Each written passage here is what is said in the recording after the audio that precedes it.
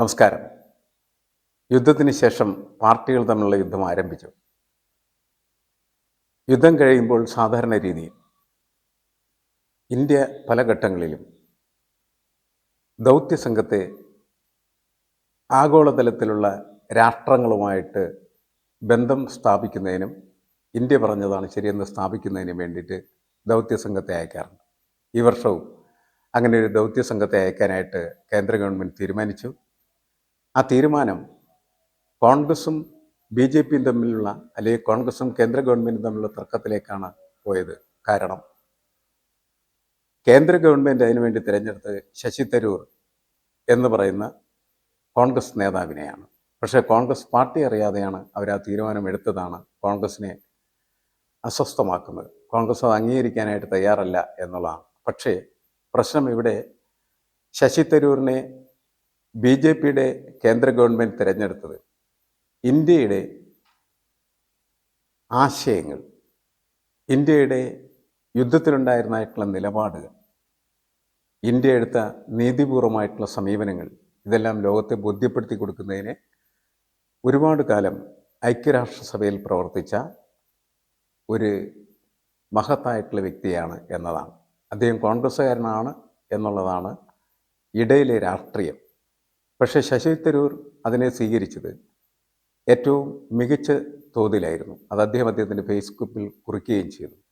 അദ്ദേഹം പറഞ്ഞു, എന്നെ പാർലമെൻ്ററി കാര്യം മന്ത്രി വിളിച്ചിരുന്നു, ഞാൻ അദ്ദേഹത്തോട് യെസ് പറഞ്ഞു എന്നാണ് പറഞ്ഞത്. കാരണം ഇറ്റ് ഈസ് എൻ ഓണർ എന്നാണ് അദ്ദേഹം പറഞ്ഞത്. ഇതൊരു ബഹുമതിയായിട്ട് ഞാൻ കണക്കാക്കുന്നു.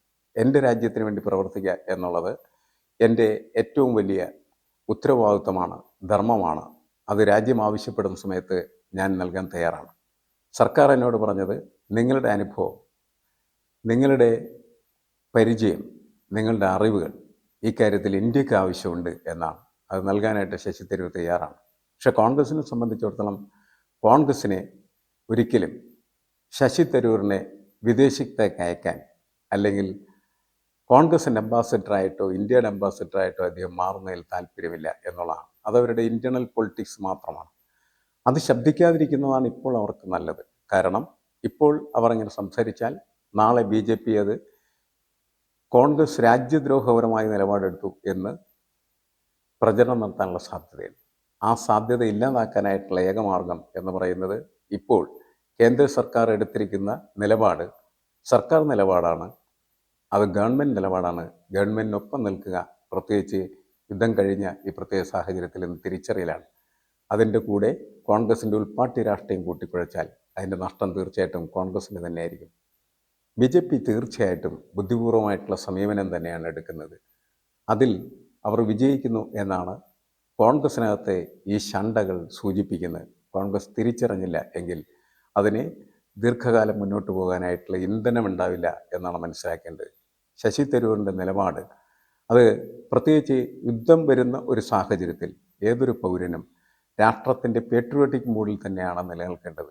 അതിനാണ് കൂടുതൽ സ്വീകാര്യത ലഭിക്കുന്നത്. അതുകൊണ്ട് തരൂർ എടുക്കുന്ന നിലപാട് കൂടുതൽ സ്വീകാര്യതയുള്ളതായി മാറും. അത് മനസ്സിലാക്കാൻ കോൺഗ്രസിന് കഴിയേണ്ടതാണ്.